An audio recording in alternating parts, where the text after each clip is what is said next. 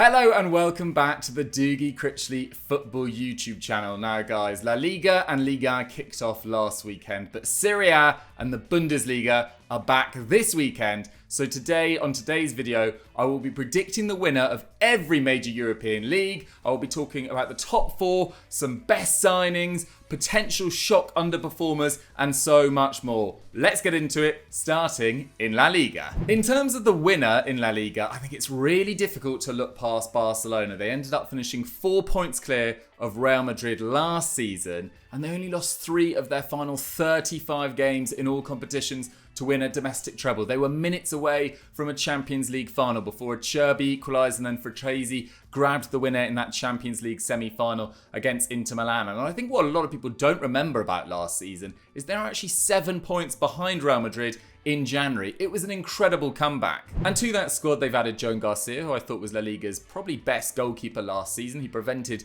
nearly 8 XG. That was 5th in Europe's top 5 leagues. Absolutely crucial as Espanyol staved off relegation. They've also added Marcus Rashford, so they can now choose between Rashford, Yamal, Raphinha, Lewandowski, Ferran Torres, Dani Olmo. Fermin Lopez could play further forward, so could Gavi. They've got Marc Bernal back fit too. And guys, get this. In terms of opponents and where they finished last year, they don't play an opponent that finished in the top 7 of La Liga until the 26th of October when they take on Real Madrid in El Clasico.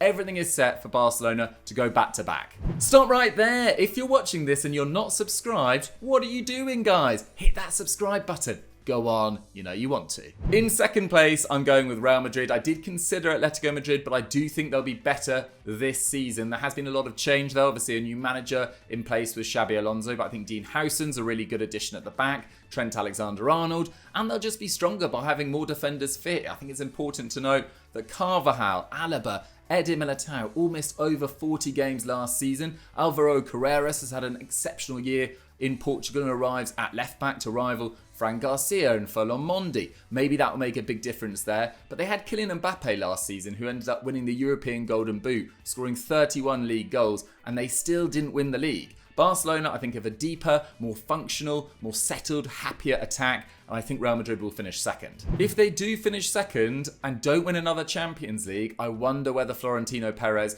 decides to sell Vinicius Jr. He's asking for a massive contract he wants to match and go beyond Kylian Mbappe's wages. There's talks of a move to Saudi Arabia, who supposedly want to offer him £1 billion per year to play over there. Absolutely crazy. And look, in terms of major honours last year, Real Madrid went trophyless for just the 3rd time in the last 10 years. If they do so again or have another poor season, I think Florentino Perez will look to make changes in terms of personnel rather than the manager. In third place, I'm going with Atletico Madrid. I do really like their business. I think Raspadori, David Hansco, Alex Baena, Ruggieri should make a big difference at left back as well. Johnny Cardoso as well, signed from Real Betis. That should make them so much more fresh and exciting going forward. I think Julian Alvarez has the potential to really exceed even last year's tally, which was absolutely excellent. And Atletico Madrid do really need to challenge stronger than they did last year. They've now spent 363 million euros in the last 2 seasons. That's absolutely vast. And their net spend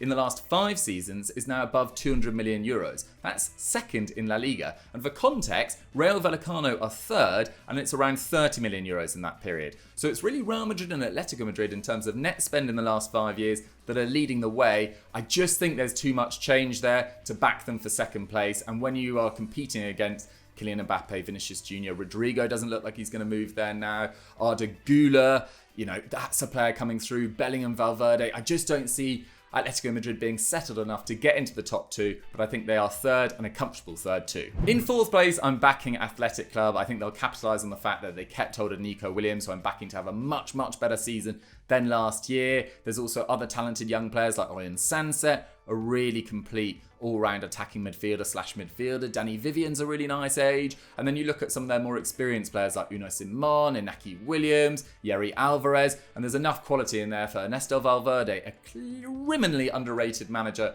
to get into the top 4 once again. You wonder whether Champions League football will affect them in some way, but no, I'm sticking with them. Athletic Club for 4th. In terms of a shock underperformer, I'm going with Villarreal. They finished 5th last year. They have qualified for the Champions League for the first time since 2022 when they eventually reached the semi-finals. They beat Juventus, they beat Bayern before losing to finalists Liverpool that year. They've lost Alex Baena, their most creative player, the most creative player in Europe's top 5 leagues last season. They lost Thierry Barry, their top goal scorer. I really don't like some of the additions. I don't think they've strengthened nearly enough. They've signed Thomas Partey, which just feels like an absolute PR disaster. And look, I really like Marcelino as a manager, but I think they've gone away from their model this summer, not replaced to the same quality, and I think they'll have a disappointing campaign. In terms of a best signing, well, there's few and far between in La Liga. As it stands, at the time of recording, 13 of La Liga's 20 clubs have spent less than £10 million.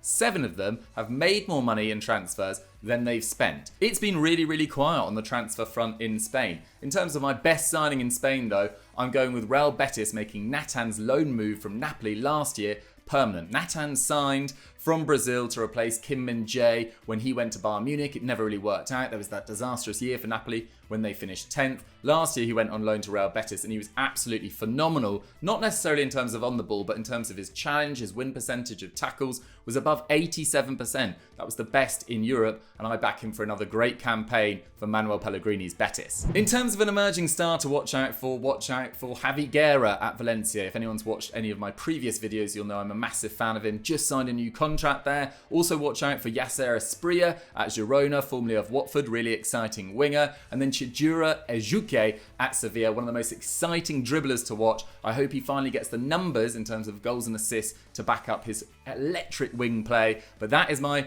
predictions for La Liga. Barcelona to come out in top.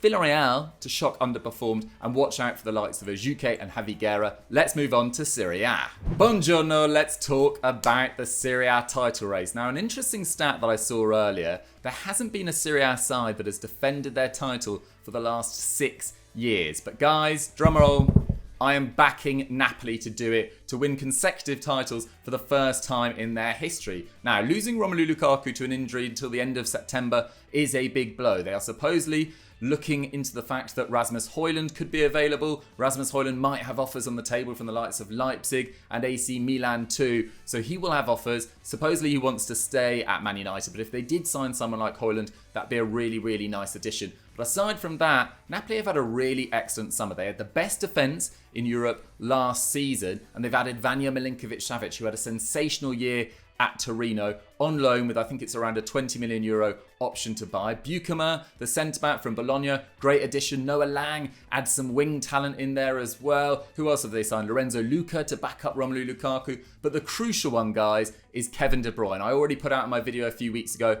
that I think he is the best transfer in Europe so far this summer. He averaged 0.42 expected assists per 90 last season. That was 5th best in Europe's top 5 leagues. Yes, he's had injury issues in the last 2 seasons, missing over 40 games in that time. But if he is fit, those whip deliveries into McTominay, who else is there? Politano, potentially Lukaku when he's back fit, Højlund if he does go there. I think they've easily got enough this year in Serie A to go back to back. In second, guys, I've got a big shock. The first one of the video, I'm backing Roma to finish second in Serie A. Now, let me explain my reasoning. So Gian Piero Gasperini has joined Roma after 9 years at Atalanta. In that time, he finished in the top 4 6 times. He reached 2 Coppa Italia finals and he won the Europa League. He converted Atalanta, who are, by all intents and purposes, a very small club, or at least were before his arrival, into one of Serie A's most exciting and entertaining sides. In his last 7 seasons at Atalanta, he's finished above them 6 times. Roma, that is. And you look at what Roma were able to do in the back half of last season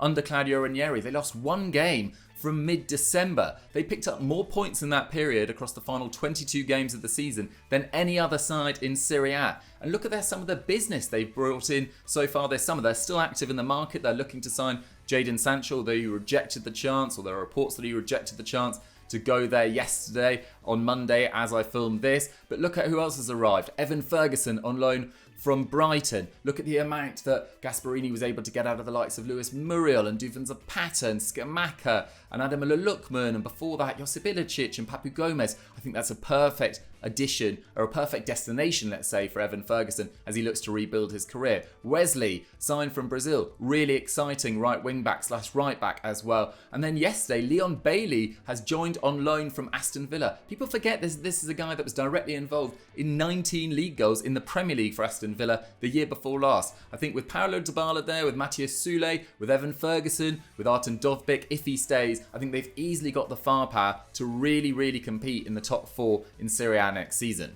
And in third place, I'm going with Inter Milan. Now, Inter Milan pulled off a Bayer Leverkusen 2002, which is something you never want to do. Never go full Leverkusen last season. They were on for a treble and they ended up with nothing. They were thrashed 5-0 by PSG in that Champions League final. And of course, Simone Inzaghi, a winner of a Serie A title with them, 2 Coppa Italias, who reached 2 Champions League finals with that side, leaves the club for Al Hilal. They appoint Cristian Chivu. That is a huge risk. The guy at Parma has only ever managed 17 professional games, and that includes pre-season with Inter and the Club World Cup. This is a massive risk. They also really needed to invent and reinvent that side. It's got an average age over 30 in that squad. There's so many players that need to freshen up and move on. And as it stands, they haven't done enough for me in the transfer market to make me think that they can match the success of the Simone Inzaghi era. They are looking to sign Manu Kone from Roma, but Gasperini and Claudio Ranieri have already come out and said, we want to keep Manu Kone.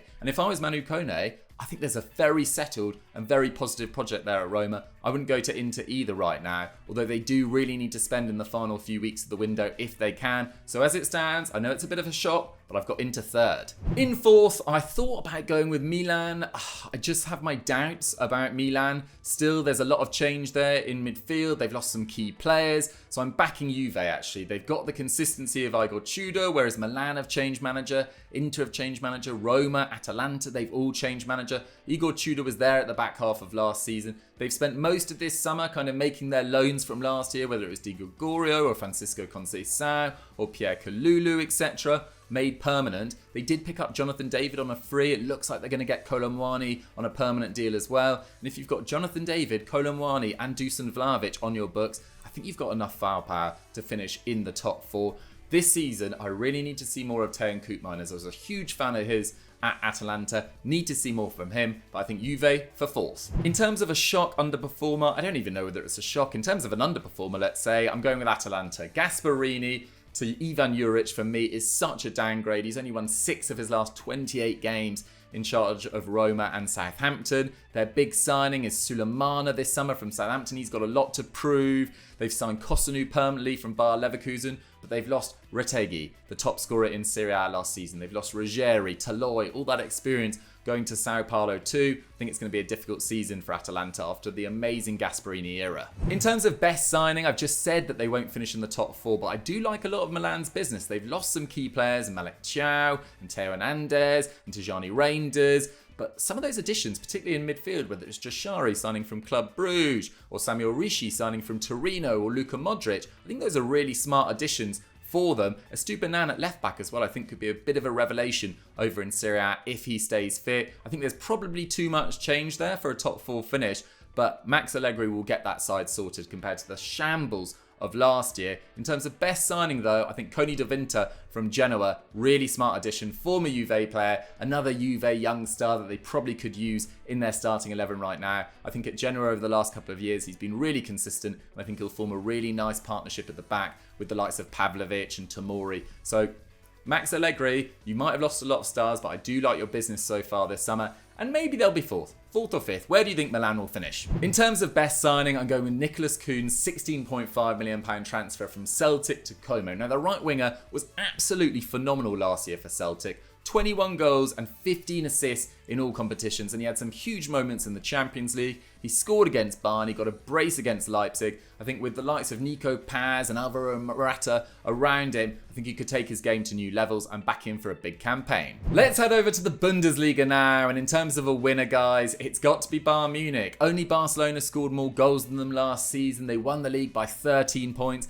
They had the 4th best defence in the entirety of Europe as well. And you look at some of their additions, whether it's Luis Diaz, whether it's Jonathan Tah, these are ready-made starting players. Whether they're of the quality to make them Champions League contenders this year, I'm not so sure. But then you look at the competition in La Liga. You look at Leverkusen losing Xhaka, Wirtz, Frimpong, Radetzky, Tar. You look at Dortmund losing Gittins, who admittedly wasn't a key player for them in the back half of last season, but still a real talent. You look at Leipzig losing potentially Xavi Simons, Benjamin Šeško, Yusuf Poulsen. I think this is going to be an absolute cakewalk for Bayern Munich, I'm afraid. In second, they're going to be back this year. I'm going with Borussia Dortmund. They finished 5th and 4th in the last 2 seasons, but I'm backing them for a second place finish this campaign. Niko Kovac made a huge difference switching to a 3-5-2 or 3-4-3 often formation. I think that'll make a massive difference. They've signed Jan Couto and Svensson, who were so impressive on loan there last year. I think Jude Bellingham has started really effectively in the middle of the park. I've obviously got an invested interest in him there. Hope he absolutely goes and smashes it and shows that he's of Champions League quality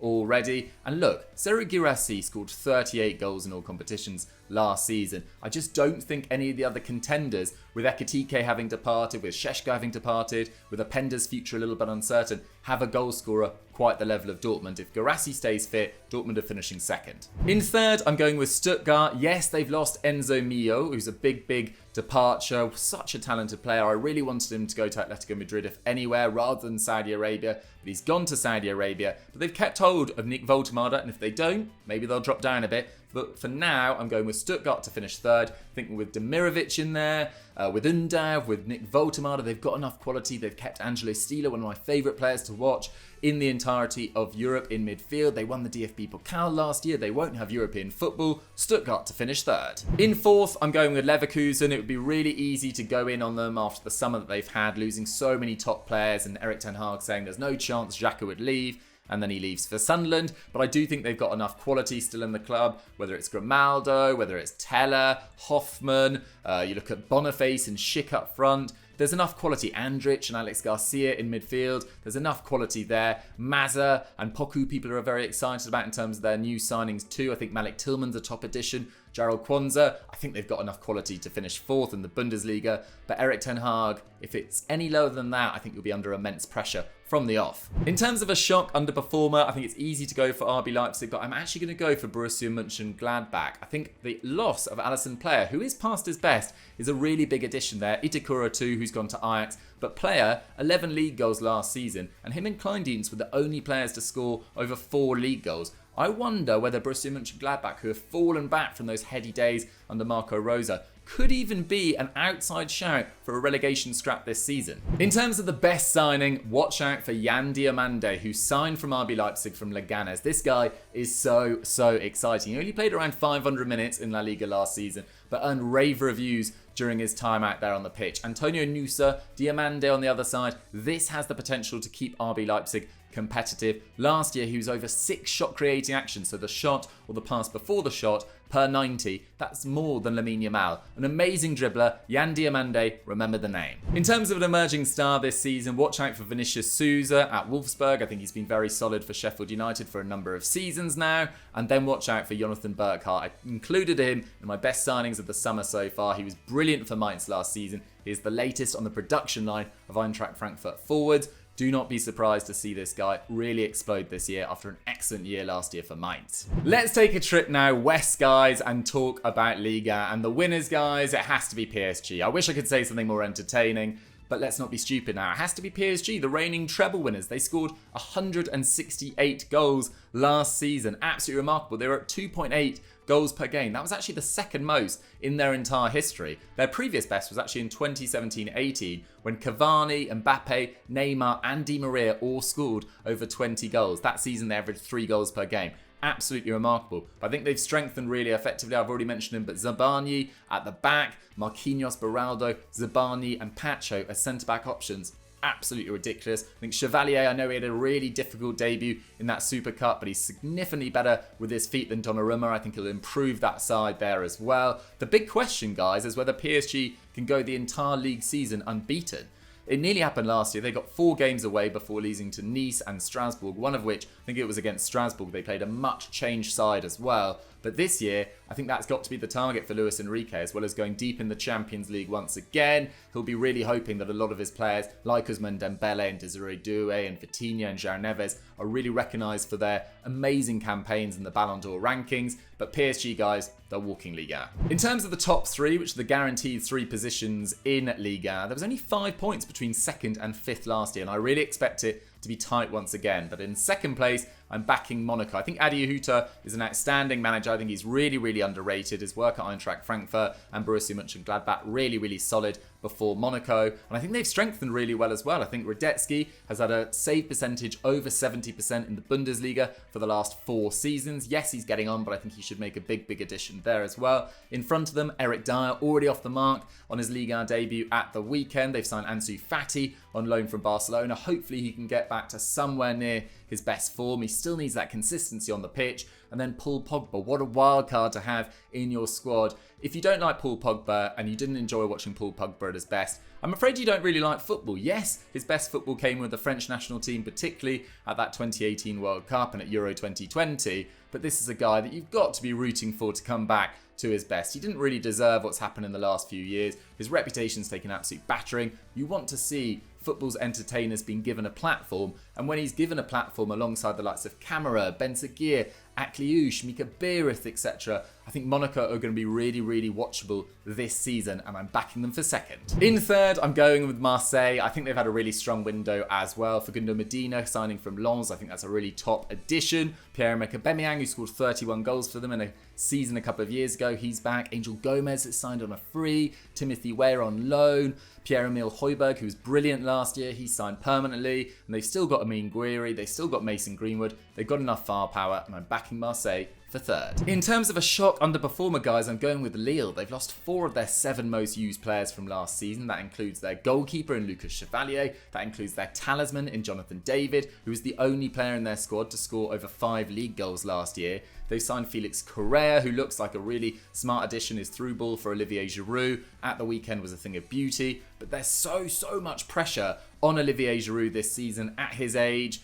I hope it works for him, but Lille, I'm backing you to struggle. In terms of best signing, I've already mentioned him, but I think Facundo Medina, I think is a really, really good addition on loan from Lens. He can play at left back, he can play as centre back. He was an addition that I wanted to see in the Premier League this summer. I was kind of eyeing him up for a move to Sunderland before this move was completed. He's a brilliant passer. He's perfect for De Zerbi's system. I think that's a tap in. In terms of an emerging star, I'm going with Elise Benzagir. I could also go with Akliouche from Monaco, but he got 6 goals and 3 assists last season. Benzagir is only 20 years old. And you know when you just watch a player and they make you smile, they make you excited, they get you to the edge of your seat. That is Elise Benzagir. I hope he takes his levels to new heights this season, let's say, with Ansu Fati and Paul Pogba and Mika Berith and Minamino around him. I think there's so many key ingredients if he gets enough game time to really explode. Liga needs some talents to replace the likes of Ryan Shirky in terms of making this league incredibly watchable. I think Elise Benzagir and Magnus Akliouche could be crucial components of that. So guys, thank you so much for watching. That is my predictions for every major European league in terms of winners, top 4, shock underperformers, best signings, emerging stars. We covered it all. Let me know your thoughts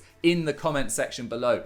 Give your thoughts. I'll get involved in the comments. Let me know what you'd also like me to see cover next week on this channel. Thank you so much for watching, guys. I'm loving making the content on this channel. I hope you're enjoying watching it, and I'll catch you next week. Peace.